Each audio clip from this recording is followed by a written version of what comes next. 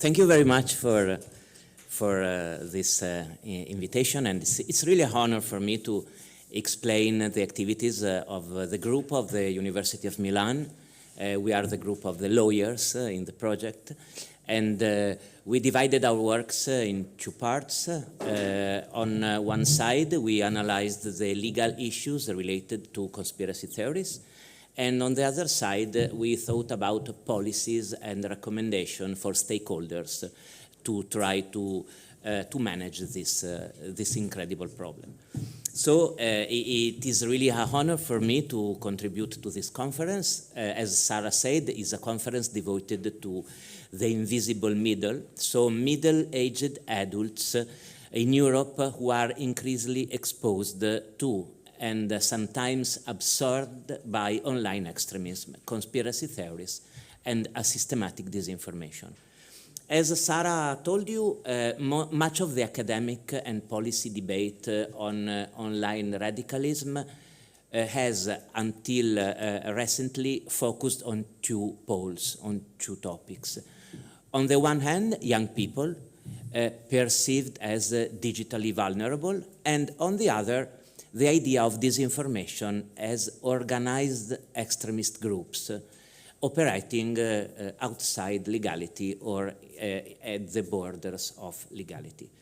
What has remained theorized, in our opinion, is the growing involvement of ordinary, socially integrated adults.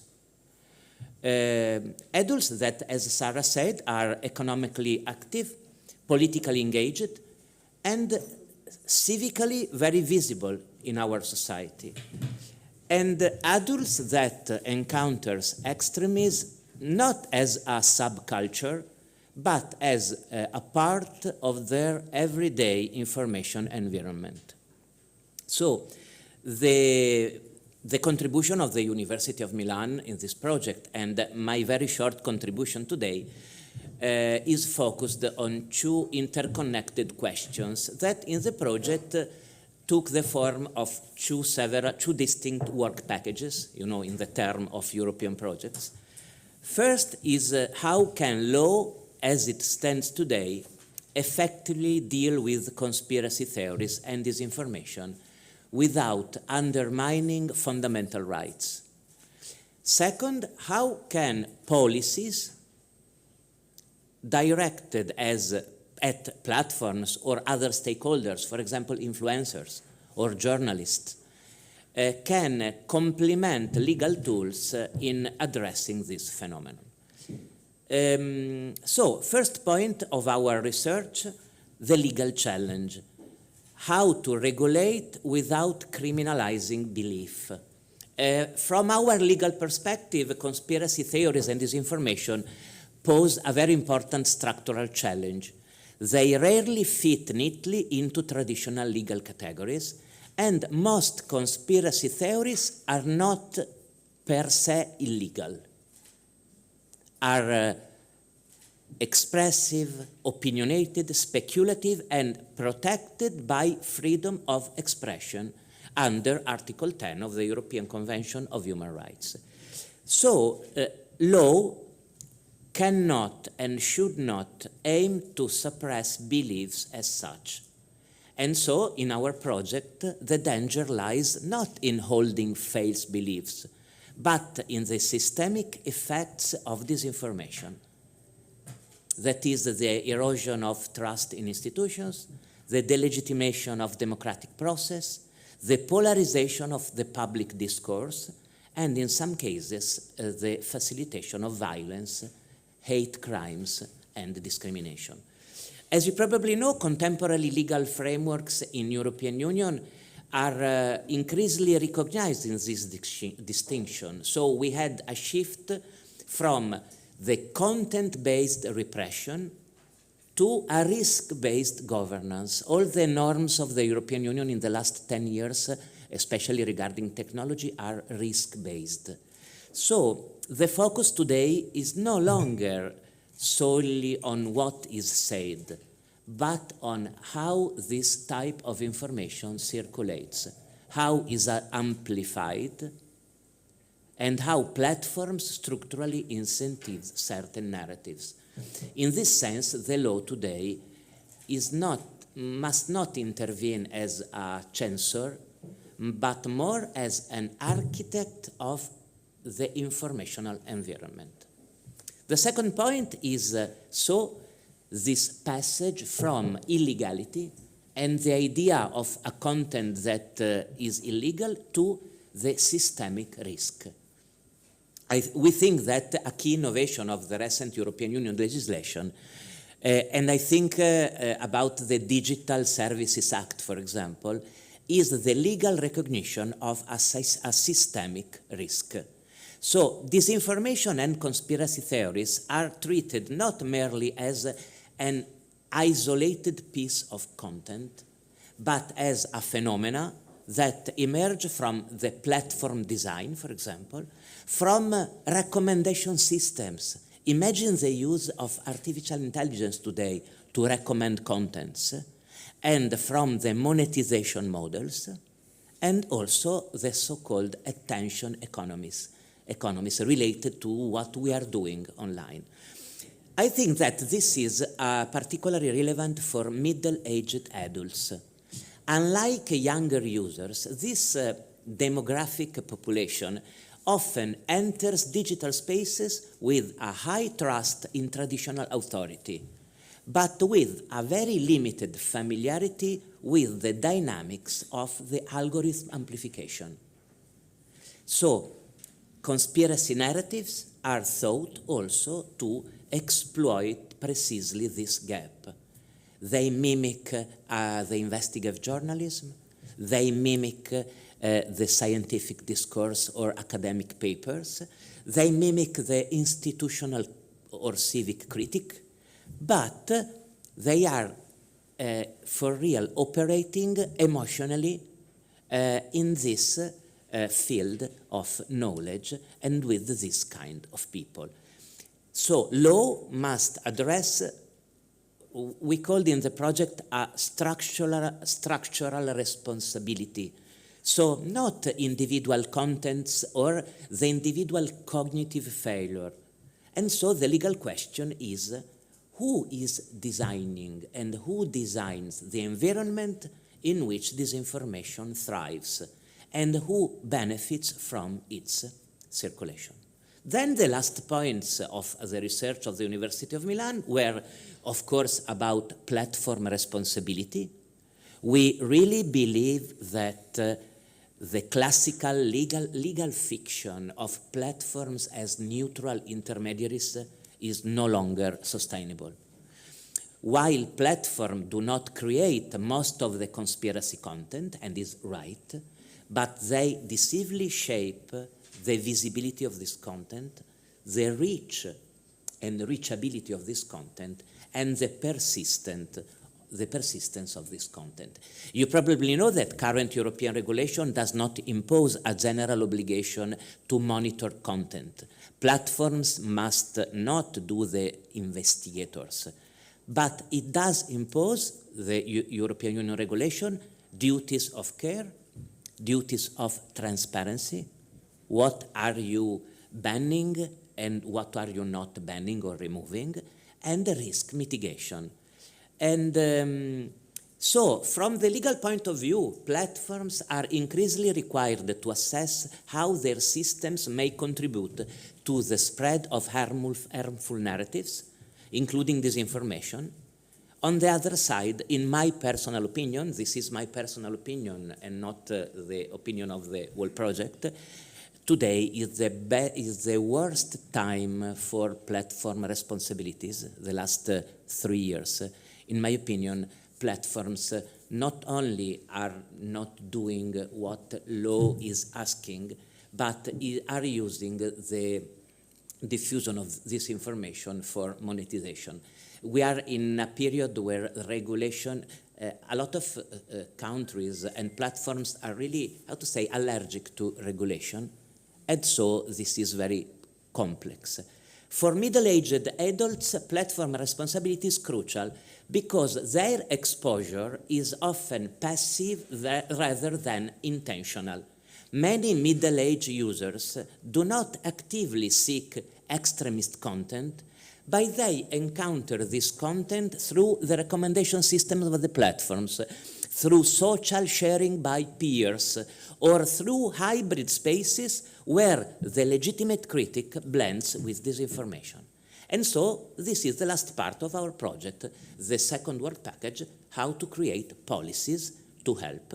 And we are working on policies for stakeholders and shared governance because, in our opinion, law alone is insufficient. So, in conclusion, for our side, conspiracy theories are not only a content problem, but a governance problem. How a democratic society can manage this complexity also from an informatic point of view. And so, in conclusion, addressing online extremism, conspiracy theories, and disinformation among middle-aged adults required a paradigm shift. Law must move from repression to risk governance, platforms must move from neutrality to responsibility, and the creation of policy must move from, as Sarah said, youth-centric media literacy to lifelong epistemic resilience. The invisible middle is not marginal, it is essential to democratic stability, and how we regulate digital information environments today will shape not only online discourse and discussion, but the future of trust, authority, and the collective decision-making in Europe. Thank you.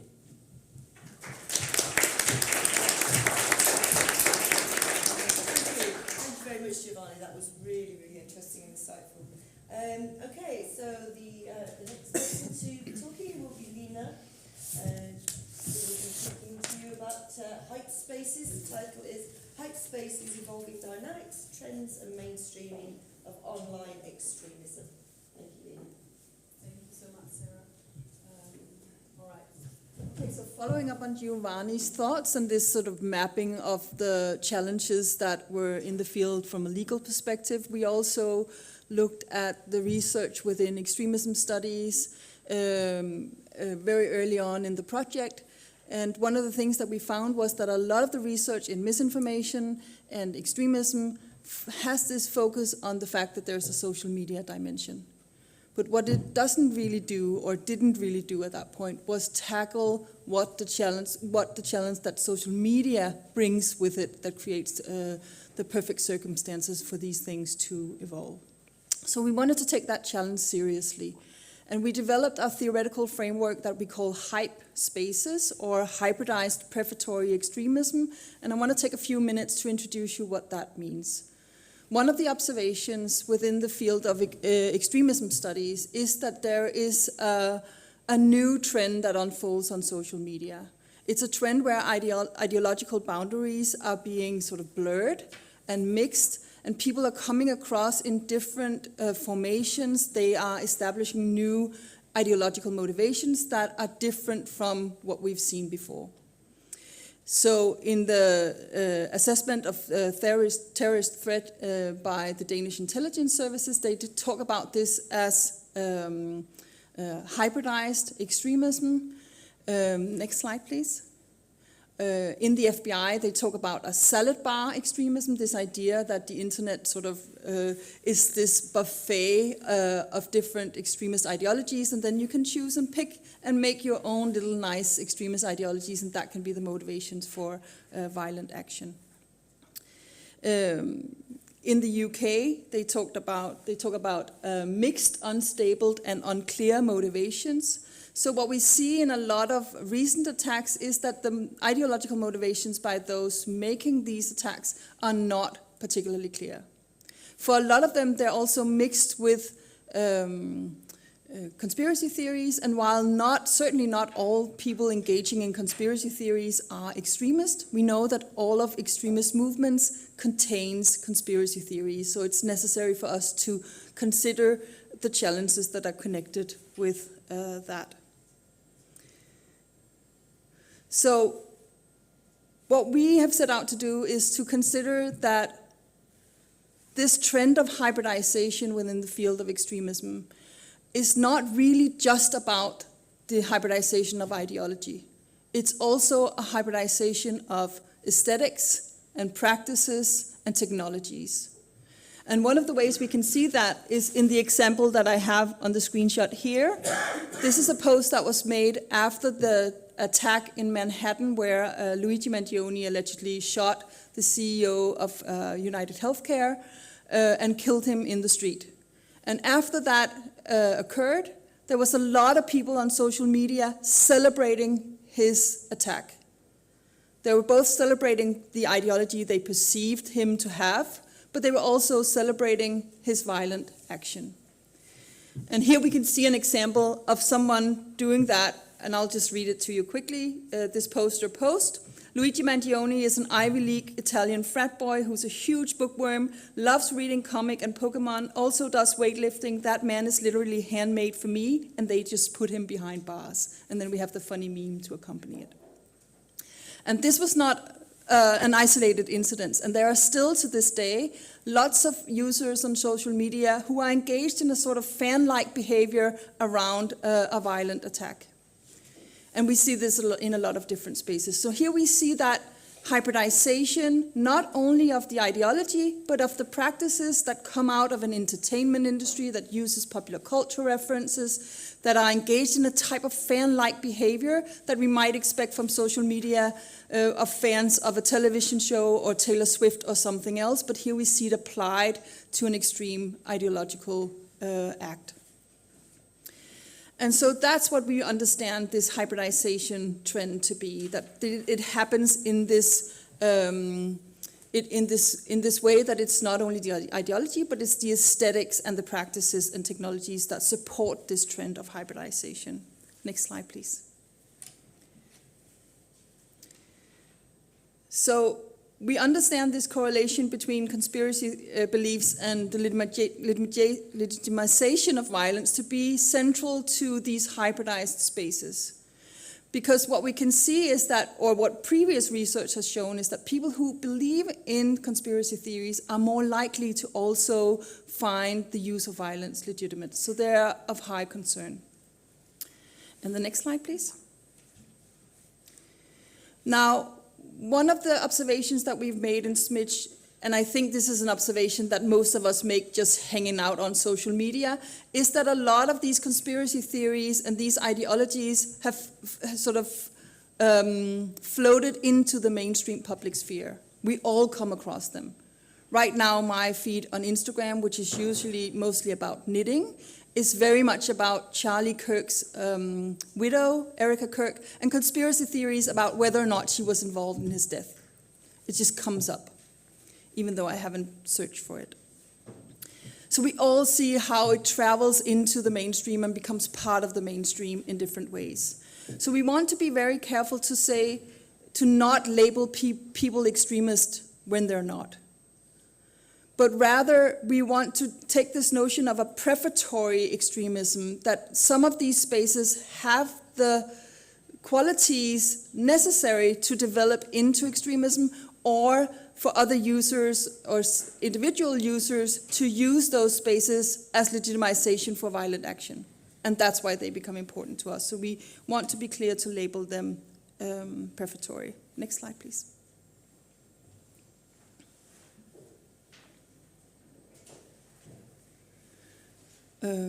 So I also already mentioned this. We understand hybridization in 4 tracks. It's a fragmented display of ideology. It's a technological hybridity, an aesthetic hybridity, and the hybridity of digital practices. And next slide, please. So we identified 3 major domains in which this unfolds. The first is actors. Actors might be actual actors, celebrities, but it may also be influencers, different types of alternative news outlets, and others who have influential social media accounts with a large number of followings who are promoting or mainstreaming these hype narratives.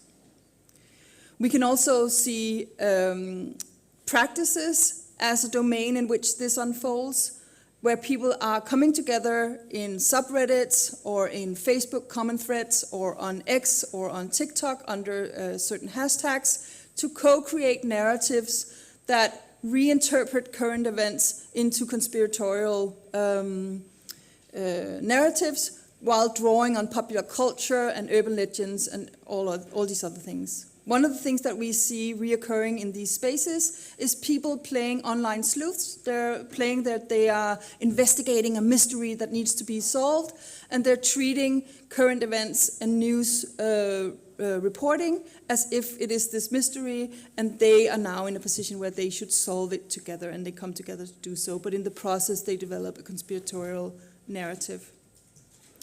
And then finally, the third domain is content. And this content is typically very ambiguous. It can be read in a lot of different ways.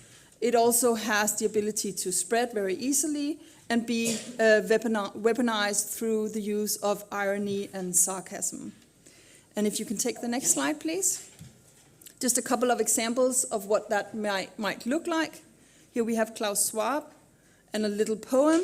Roses are red, violets are blue. By 2030, you'll eat the bugs, and I'll put a brain chip in you. As a way of communicating a conspiracy theories, and I see some of you laughing, and that's completely legitimate because it is funny, and that's part of the lure and attraction of these types of narratives, that they also give you a little chuckle while you're scrolling on your phone. We also have Greta Thunberg here in a similar meme. All right, thank you so much.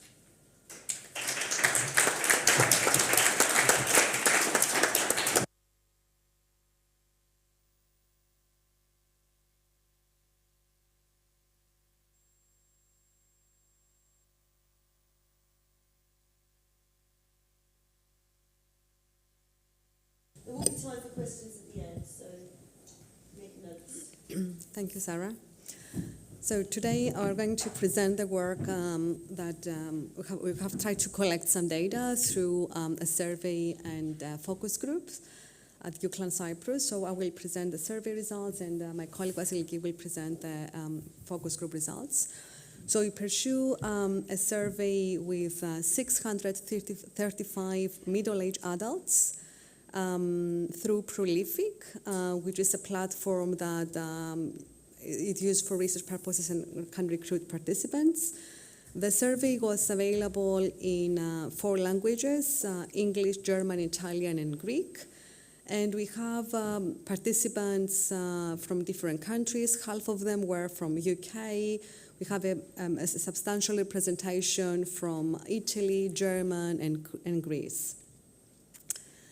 Now, can you go to the next one? Thank you. Now, let me walk you through the experimental design a little bit. So basically, we tried to examine the effect of topic in conspiracy theories. So we used 3 different topics: immigration, vaccine safety, and climate change. Participants, basically, they responded to the same task, but with a different topic. And we examined their ability for multivariable reasoning, that is the ability to take different variables into consideration when they're making decisions or thinking about a topic, and other variables like their values. And our DVs, what we call in research, that is what we'd like to examine, the variable that we would like to examine is their ability to discern misinformation. So basically, we gave them 20 headlines. 10 of them were right, 10 of them were misleading, and we tried to make it to look very, very real, like the headlines they come across in social media. And we also asked them to go through a survey that examined their conspiratorial thinking. This is an example, if we can move forward, please, of the survey items. So here you can see example that participants were asked to judge for the accuracy of this information that are on typical information that it's on social media. And the next one, a similar one. And we'll go through, and for their argumentative reasoning, we can just move forward, please. We ask them to write their view about the different topics depending on which condition they were. For example, for climate change, we ask them, what is the best solution? Should we deal with climate change through education or by imposing tax, for example, for the purchase of fuels that contribute to the problem? Can we move forward, please? So here are some of the highlights. It seems that the time spent on social media is related with their ability to discern misinformation. The more time they spend on social media, the less able are for discerning rightly information. So the green bar represent participants who were skilled and discerning true information, while the red bar shows those who were less skilled. If we can move forward, also the topic have a significant difference. As you can see, the immigration topic yielded the most incorrect responses and the fewest correct responses. So it means that overall, participants were less likely to discern true statements about immigration. No significant change was observed for the vaccination, and for climate responses, most of the participants got them right. Maybe it's a European thing. It's most in the US that there is an issue with the climate change issue. If we can move forward, please. The country of residence seems to play a role. Northern and Western European countries like Germany, Ireland, Italy, Netherlands demonstrated better discernment abilities compared to Central Eastern European countries and the UK, which showed poorer performance. Political orientation, if we can move forward, emerged as a significant factor in affecting one's ability to discern between accurate and inaccurate content. As the graph illustrates, more leftist political orientation indicated higher ability to discern misinformation. Before discussing further significant findings, it's important to highlight what didn't predict misinformation discernment. And these were gender, education, contrary to some literature, and employment and income. Maybe, we don't have time to go through this, but maybe the formal education or the education that the middle-agers had when they were younger, they didn't prepare them for discerning misinformation in social media and critical thinking to debunk conspiratorial thinking. Now, some positive findings is that when we examine what does predict misinformation discernment ability, doing some multiple regression analysis, we found that their epistemic beliefs, that is, beliefs of what they consider as a knowledge, affect their ability. And particularly, those who place more emphasis on emotion in their judgment, they were less likely to discern misinformation, whereas those that they place more emphasis on evidence-based thinking, they were better at discerning misinformation. And regarding conspiratorial thinking, examining whether reliance again on emotions, reliance on evidence, and referencing in different positions, alternative positions when thinking about a topic, it seems that all of these factors help against conspiratorial thinking. So basically, these results shows that education should prepare and help individuals to develop their reasoning skills, the ability to take different perspectives when thinking about a topic, alternative perspectives, and also appreciate reliable evidence and evidence-based decision-making. Now to the results of the focus groups. Thank you. Thank you, Calypso. I will now present the results of, the main highlights, of the results of our focus groups. We did two sets of focus groups. The first set of focus groups was an exploratory focus group where we tried to understand how middle-aged individuals engaged with social media and whether they came across conspiratorial content or extreme content and how they related to such content online. We ran the focus groups in 6 countries and 46 citizens were involved. We also ran a set of focus groups with professionals, journalists, influencers, and those focus groups involved 19 professionals. And we ran a thematic analysis on the data. Next slide, please. So I'm going to reflect now on the main citizen themes. Of course, there were more things that they discussed, but these are the main highlights.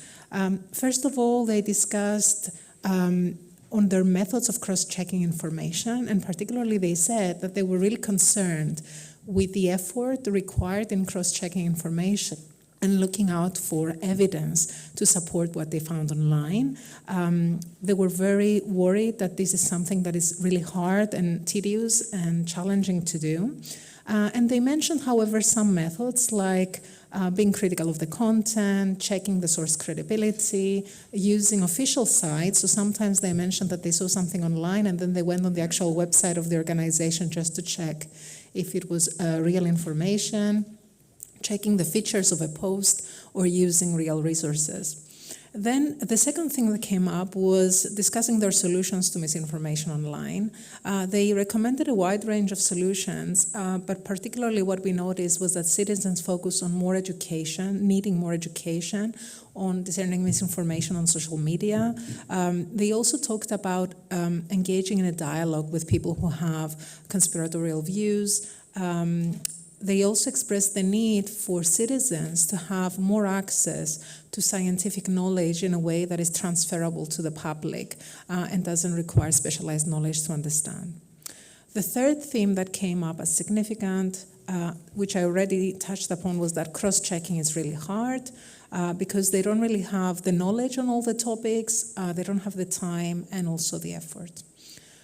Moving on, they also talked about how they felt that they had generally grown in mistrust towards social media and content that they found online, that they were very aware that there were widespread lies, that they were aware and concerned that AI was used to push content on them and manipulate their views, and that scaremongering was going on online, and that there were attempts. So several kind of groups of individuals talked about how social media and certain groups online were attempting to control their behavior through posts that were disseminated.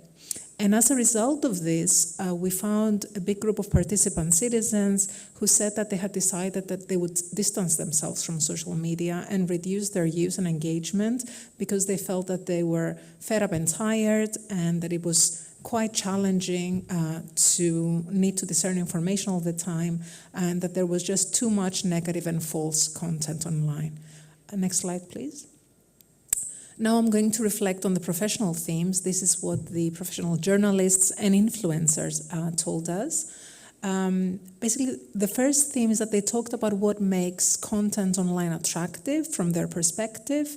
They talked about how content needs to touch upon citizens' personal interests to lure them in, but also how content becomes relevant based on regional factors as well, so that content that is very popular in one region may not be as popular in another region. And also they talked about the importance of the presenter, that the individual must have some features that make them popular, influential, maybe a celebrity, maybe has some expertise on the topic, but must appear trustworthy without necessarily being trustworthy. The second point that they touched upon was that journalism is changing.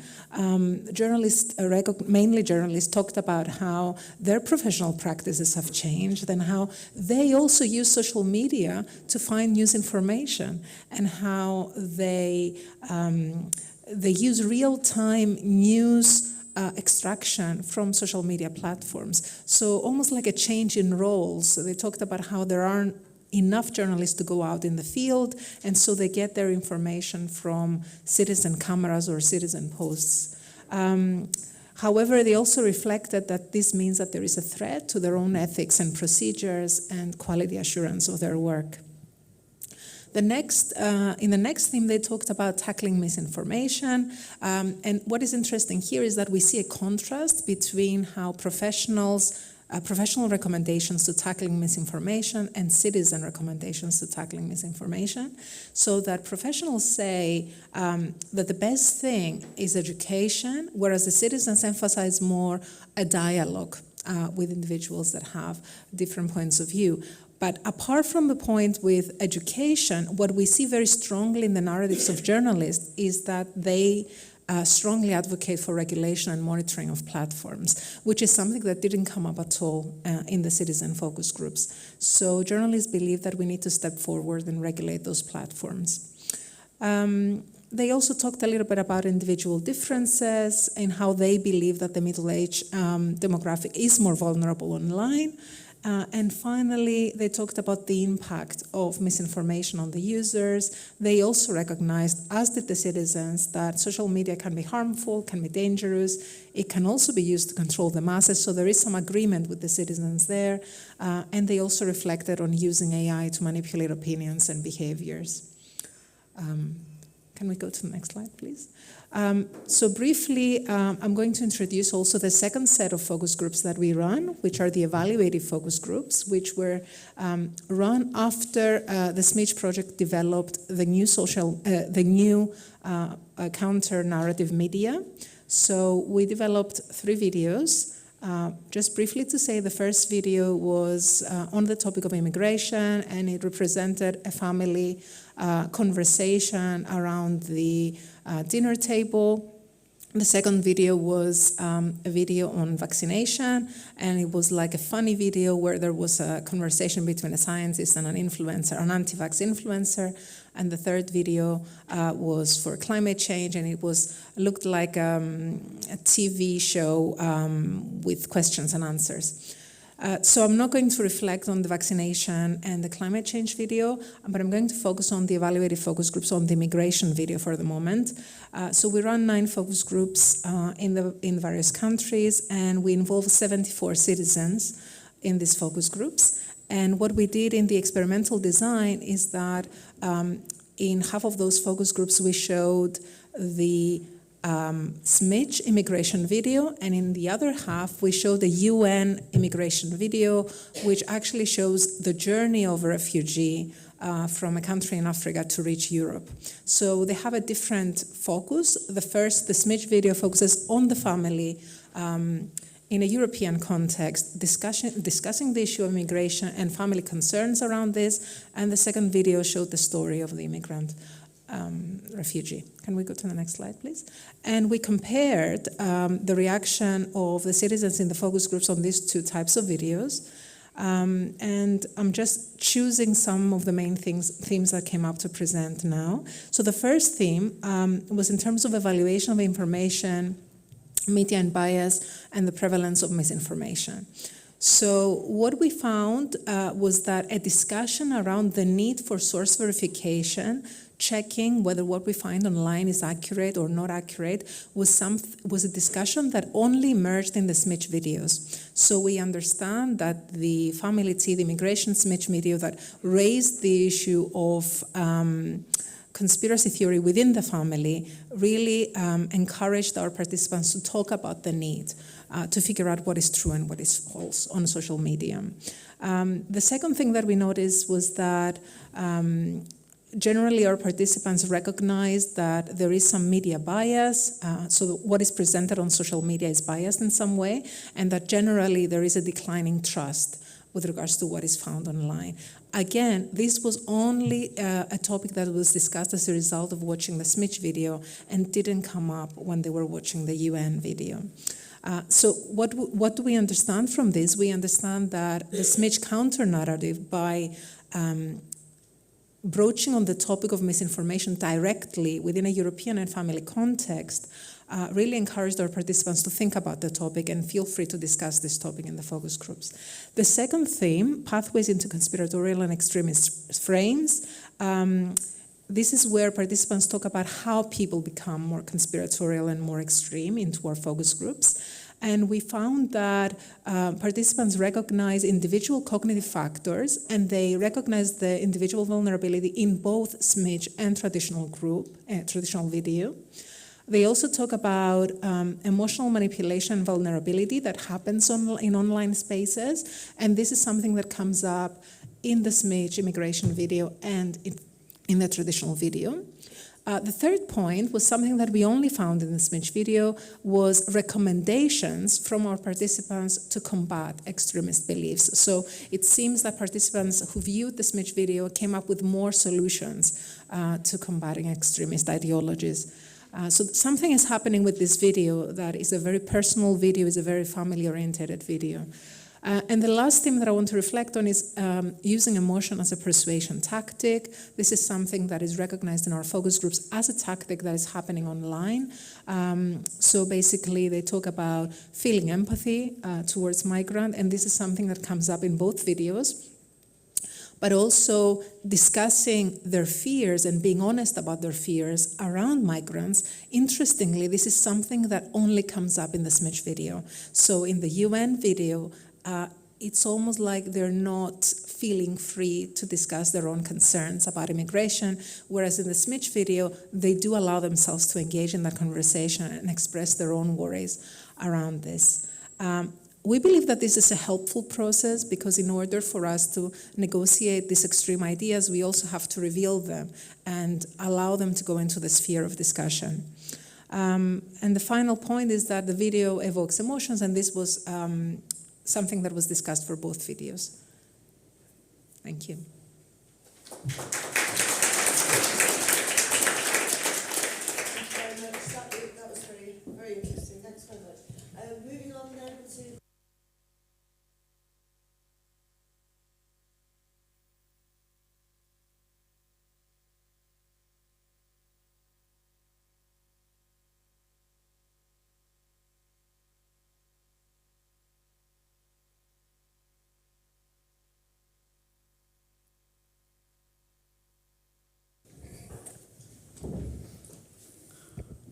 Good morning, everybody. Thank you for having the opportunity to present some results from our research. I'm Christian Gulas from FS Research in Vienna. We are a research and consulting company working in the field of social network and data and text analysis and content analysis. And I'm sure I do not have to mention that, but times are very hard for fighting against harmful content. We know that. We have a lot of geopolitical conflicts. We have a legitimacy crisis of political institutions, of political parties. We have economic transformation stress. We have parallel media worlds and new media ecosystems. And last but not least, we have a platform and AI scale. That means the possibility of a mass production of content that we wouldn't have been imagined in 2 or 3 or 4 or 5 years ago. And I will come back to that in a minute. So against this background, what did we do? What were some of our research questions? First question, of course, what does harmful content in the broadest sense make so attractive? Our second question was, and this has already been addressed in the presenters before me, which role do emotions play in the when it comes to the spread of harmful content? And the third question, which role do moral violations, that means moral values and the violation of moral values, play in online content, be it texts or be it videos or pictures? So there's not much time, so here are our key insights, or some of our key insights. First, we have a surplus of meaning. What does that mean? Anthropologists say that one feature of human beings is that we have much more notions, much more concepts that would have been necessary to explain reality. So we have more concepts than reality, let's say it in this way. And this even explodes or grows through, due to digitalization and social media. So now, and artificial intelligence, of course. Now we have even more explanations, more possibilities to interpret one and the same reality. And this is more potential for fragmentation and polarization, of course. Then the second insight is moral framing plays a key role when it comes to the spread of harmful content. What does it mean? We know that emotionally charged content spreads better, and one way to make content emotional is to address moral values of people, or to talk about the violation of these moral values. And the combination of both, this technical surplus of meaning and moral framing, is that what we see now, this explosion of harmful content at a global scale. What's the role of moral framing? Here you can see a picture that shows us that moral framing is not the privilege of a specific political party or political position, of course. We all use moral framing. Emotionally charged content is more attractive and spreads more widely online. And one way to evoke emotions is moral framing. And moral framing means presenting issues, events, discussions as violations of core moral values that human beings have. And there is one concept to operationalize these moral values. It's the moral foundations concept developed by the social psychologist Jonathan Haidt. You may know him. At the moment, he is one of the most established fighters against the negative impact of smartphones and social media on young people. And he developed this moral foundations concept, and he said that we have 5, in some concepts 6 moral values that are more or less universal and that guide us when it comes to discussing opinion building and so on. For example, we have care and harm. That means we concern about suffering, the protection and the prevention of harm. Then, of course, fairness is important for all of us. Loyalty means we concern for group belonging, for allegiance and solidarity. Sorry, I forgot to switch the slide. These are the 4 moral foundations. Loyalty means, so we have the concern about care, about fairness, and about loyalty. We have concerns about authority, that means for order, respect for authority. And finally, we have kind of concern for sanctity or degradation, that means concern for purity, moral boundaries, contamination, for example, religious feelings, but also abuse of children, sexual abuse of children would be an example for that.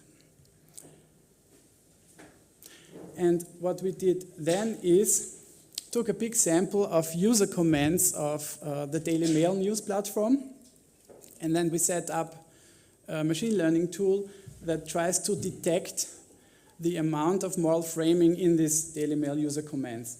And it also can classify if people talk about care, if they talk about loyalty, if they talk about purity, and so on. And then we came to findings like this. These are just 2 examples. So this is a table. You can see we have topics. That means topics that are addressed by Daily Mail user comments, for example, vaccination, COVID-19, US politics, royal family, and so on. And in the columns, we have these different moral values. And the green bar means the correlation is above average. So, for example, if people talk about vaccination and COVID-19, that in many cases it addresses the care foundation, the concern for care and harm, or the concern for the political decision makers and the concern against COVID-19 measures, for example. US politics discussions often address authority. And the next example, if we ask ourselves why are people, for example, discussing about, the royal family and monarchy, then this, one of the reasons for that is it addresses the moral value of loyalty. It's about loyalty. Some members of the royal family are regarded as being disloyal, so this is something that causes emotions. And you can go through the topics and you can see that issues and topics are always connected with specific moral values or with estimated violation of these moral topics. And my last result slide is there you can also identify a strong correlation between moral values and specific emotions. For example, if people, the first thing is in the lines you have the moral values, and we also have non-moral postings here. And if they are non-moral, that means if they are not classified as addressing a moral frame, then there's much less emotion. So there's a big difference between moral and non-moral comments with respect to the strength of emotionality. That's one thing. And the second thing is that different moral values address specific emotions. For example, when it is about care and harm, then people are afraid or they are angry about, for example, political decision makers do not save them from harm. If authority is addressed, then there's also anger and fear. And if purity, for example, or the violation of the moral value of purity, then you can see that we have disgust. So there is a strong interplay and a strong correlation between specific emotions and specific topics and specific moral values. So this was just one of the things we found out, and we have a very important implication. Moral values are important for us, for everybody of us. So it's not about regarding somebody as extremist or silly or stupid or whatever. It's just about checking that moral values are a good instrument to make content emotional. So responding to polarization should address these moral values, the specific moral values that we have found out, but without creating a common enemy, without this us versus them framing. That was one of the main conclusions of our study. Thank you very much.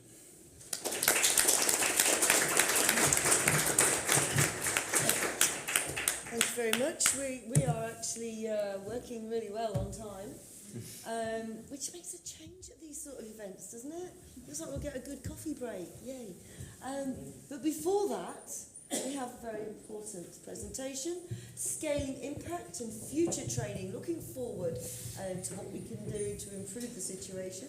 Thank you very much. Thank you, Sarah. Thank you, all of you.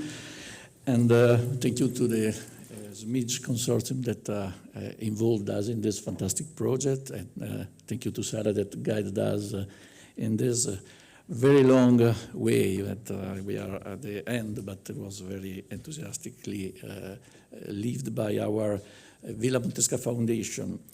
I'm here to present our contribution, one of the contribution we provided to the project is the Smidge platform.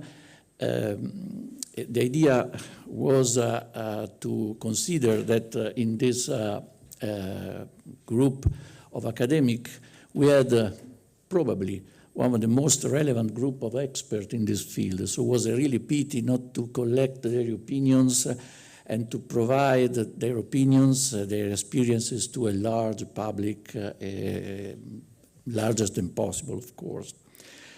And so we tried to create this learning platform that was originally based on the international platform that is called Coursera, maybe most of you are familiar with, based on the idea to be really flexible in terms that we wouldn't like to have an academic platform for students also for students, of course, but for a general public.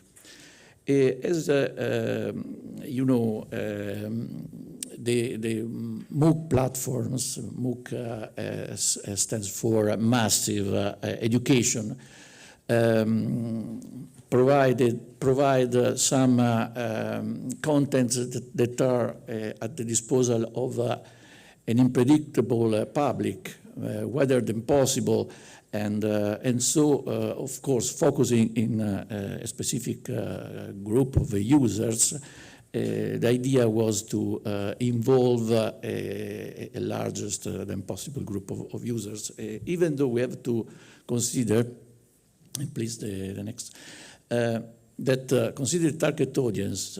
Of course, our first thought was to address the middle invisible, but we know that, as Sarah mentioned before, this group is quite reclutant to be involved in this kind of education, and probably those that are vulnerable to the conspiracy theorists are not interested to watch lessons that give them information about conspiracy theories.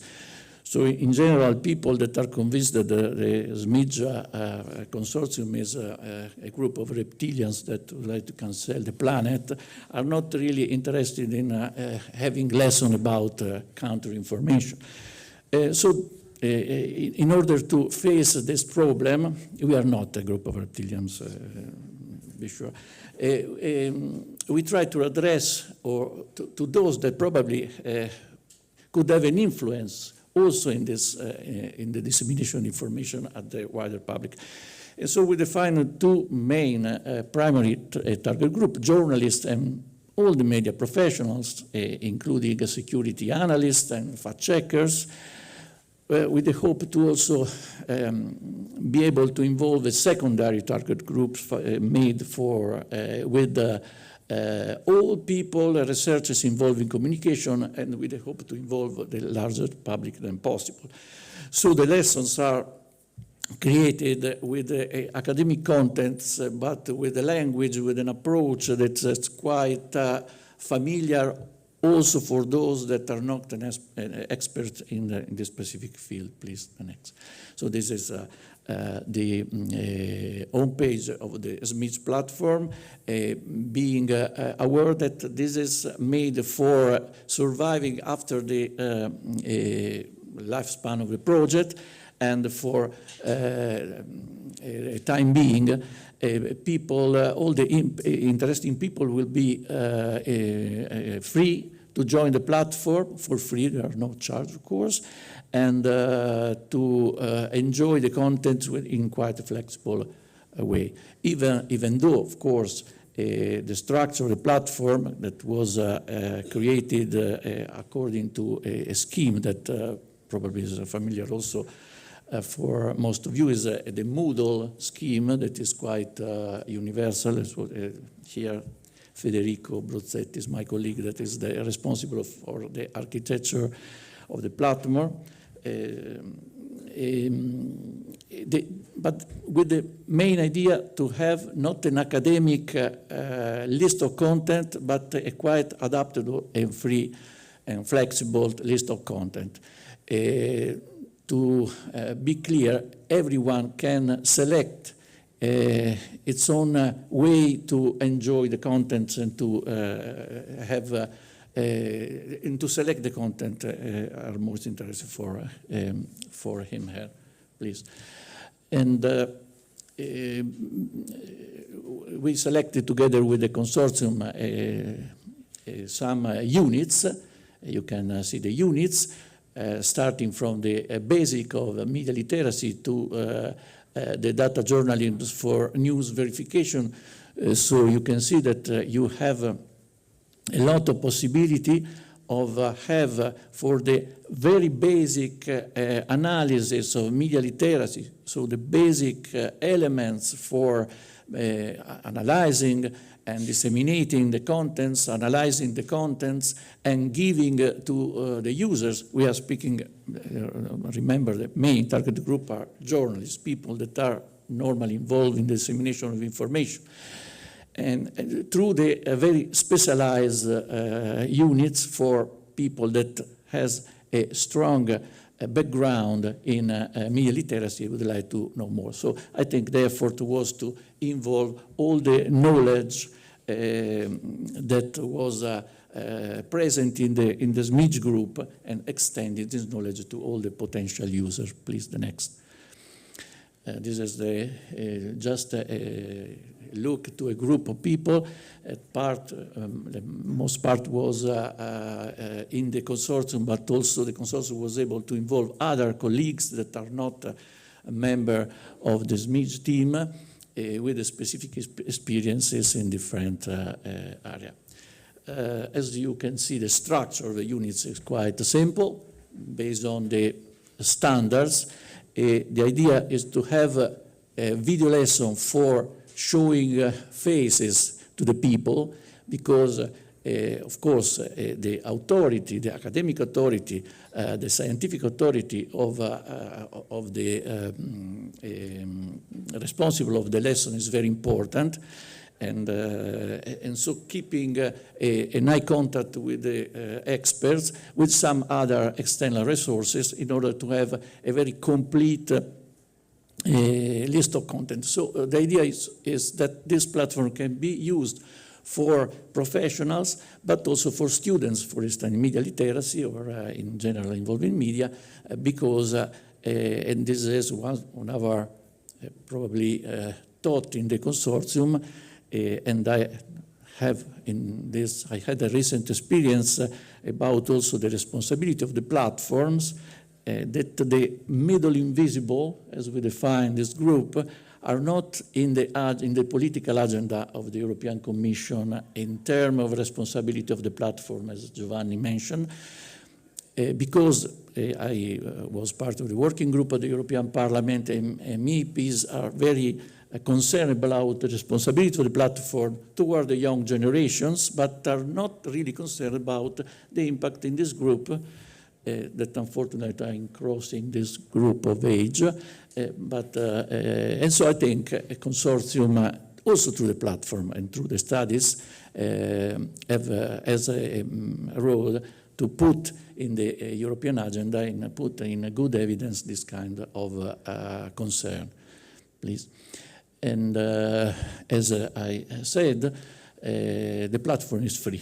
To register is very free. You have just to give some data for statistic reasons. All the data are conserved by the Montesca system in a very secure way. And we, of course, just would like to avoid undesired access to the platform. And, of course, sometimes scrolling the very important contributions that we have here in the platform, I was thinking to Bertolt Brecht, they said, wrote how we can go on writing poems while children around us are starving to death. And so how we can go on creating content against extremism, while, of course, also in the normal narration in the media, we have Boldrini that says something, and the President of the United States says something else. And so we probably are living a very difficult time. So sometimes we have the feeling that this enormous group of very interesting contents are just for those that are very convinced about the negativity of the conspiracy theories. But I think, like Bertolt Brecht, we have to go on writing poems. And so I think it was the decision of the Smidge consortium. Thank you very much. Please enjoy 2 minutes videos that present the platform. Thank you.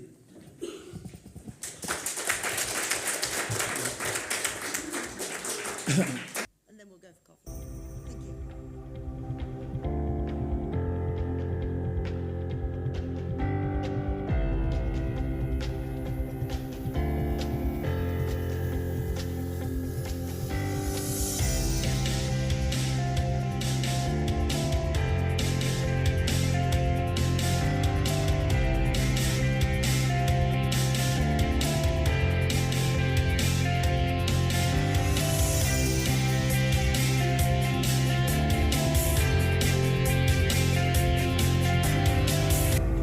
Law and order in our cities and throughout our country, frankly. This demonstration video to illustrate just how effortlessly you can manipulate media.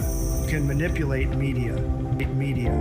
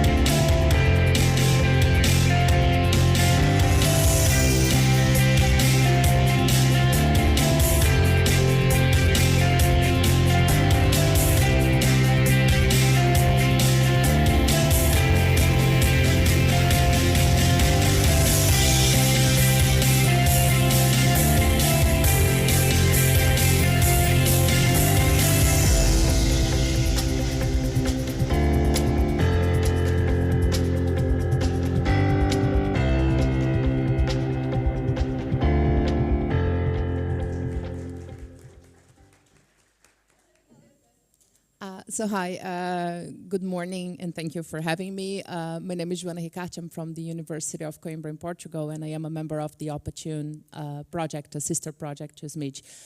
So I was very interested about your research and your results, and especially thinking about the context of Portugal in which I have developed research. What we see, and especially by looking into Eurobarometer responses, is that middle-aged people in Portugal still do not go into social media for consumption of news and information. So Portugal is not really into the trend that you have analyzed. But what we've been seeing since we submitted Opportune is that Portugal has been a late follower of the trends of extremism, unfortunately. In 2022, I had to argue to have Portugal as a member of the consortium in Opportune. We had only one far-right member in the European, in our parliament elected. Now it is the second strongest political force in Portugal. So it was an exponential rise and epistemologically an interesting path to investigate Portugal during these past 3 years. In practice, very sad. So I was wondering, especially in the current trends, because also what we see in Portugal is that the narratives, we began Opportune with the same identifications like climate, immigration, vaccination as possible narratives to go after. But nowadays what we see in Portugal is that narratives of war, immigration, welfare state, deterioration, perceptions of corruption are very much key to mobilize people's discourses in social media. So I was wondering, because Portugal is one of those late followers of trends and unfortunately seems to be following trends, if you have developed any tools for preemptive action. So instead of just looking into cases that are already there, what do you have to say for those that did not get there yet but seem to be going? Thank you, and thank you for your presentations. To recommend our MOOC, as Fabrizio presented. And one of the reasons I want to do that is because if you are at that stage where you are a late follower and a little bit behind, one of the things we've seen in Denmark, for example, where you can imagine some of the conspiracy theories and conflict areas and polarizations are also related to issues of war and government corruption, these types of issues. Is that one of the things we've seen is that the media are in a sense following the social media in the way that they're communicating news. So they're very eager to make things or make content they can post online that can go viral and be seen by a lot of people for very understandable reasons. But what I would actually recommend is that media finds their authority or refines their authority as counterweight to social media. They need to be the place where we can go and get nuance, deep analysis, where there's time for doubt and questions and discussion, and not follow the trends of an algorithmic digital infrastructure on social media. They need to be the counterweight. We need them to in this moment to step up to that plate and not be so busy in following the rules of social media where visibility is generated by these factors. And I think actually the MOOC does a good job in presenting those, how to navigate that space and how to preserve that authority with legacy media that we need them to have. And if I can just add a little bit to that, one of the things quite noticeable that journalism can do right now, which will help, is to be very, very aware of the headline for any article. At the moment, it's all clickbait stuff, right? Oh, we want to get in there, we want to outrage, we want to get people in. But one of the things that came out in our focus group was very clear that they want the content to reflect the headline. And there is nothing worse than clicking on something and finding the content does not contain anything to do with that. And it's pure clickbait. Now, that is what Alina was saying about the social media space. What legacy media, if you want to call it that, or mainstream media, whatever you want to call that, journalists need to take control of that so that they are trusted. Because at the minute, they are competing directly with these social media content creators who do not have any of the rules of engagement that mainstream media does have. They can put out this stuff and people are drawn in. So if you want to regain trust, and what Lena was saying about, trying to take responsibility, it's also to take back the control of that dialogue by not producing clickbait themselves. You can't fight against somebody who has no rules. You can't. So you have to put your own barriers. And I think this would help in what you're talking about there to perhaps stop Portugal going all the way, would be that the journalistic approach is one of taking responsibility and not playing the game that the social media content providers are. Let me just add, we're Sure. seeing the opposite thing, because media also competes with itself, right? So there is an empty space in social media that all of the media, Portugal follows more television rather than social media, but then television decided to go after social media to occupy the space. And what we are seeing right now is that the media is competing within itself for clickbait, algorithm, and everything in social media. So we're doing actually quite the opposite, I should say. Well, it's not really, because they are competing with themselves, but they're also, the reason they're doing that is because of the social media space. Yeah. So, the online space has created this environment where they are doing that. And by competing with themselves, they're actually doing themselves a disservice, because they are ruining the reputation and the trustworthiness of that media space. So that's something I understand competition, but they are, yes, competing with themselves, but they're still competing against Joe Rogan and all the people who don't have any sort of need or desire to speak truth. So, yeah, I agree, but also I think that works well with what we've just been saying. Yes. Thank you. My name is Becky Slack. I'm a journalist and I also work in communications, and I spend a lot of time trying to translate research like what's been presented here, which was really excellent and fascinating. Thank you. Into actionable and practical strategies that charities, NGOs, trade unions can use. First of all, can I just come back on this point around journalism and the use of clickbait? Part of the reason that journalists do this is because print media, what used to raise all of our revenues, is pretty much obsolete. And what generates cash is clicks. And therefore, if we want quality journalism, people have to start paying for it. And at the moment, everything is for free. So my response back would be, yes, I completely agree, but then we need to discuss funding models. to make sure, because I've worked in teams where they've been journalists have been pared down, and you're having to produce multiple stories in several hours. Well, how can you do that when you've got no resources, when you can't be fact-checking everything, when you've only got an hour to turn a story around? So that would be my plea in response to that question. Can I add something to that? This is actually something that the journalists told us in the focus groups, that there aren't enough journalists to fact-check everything because they need to turn around the stories quite quickly.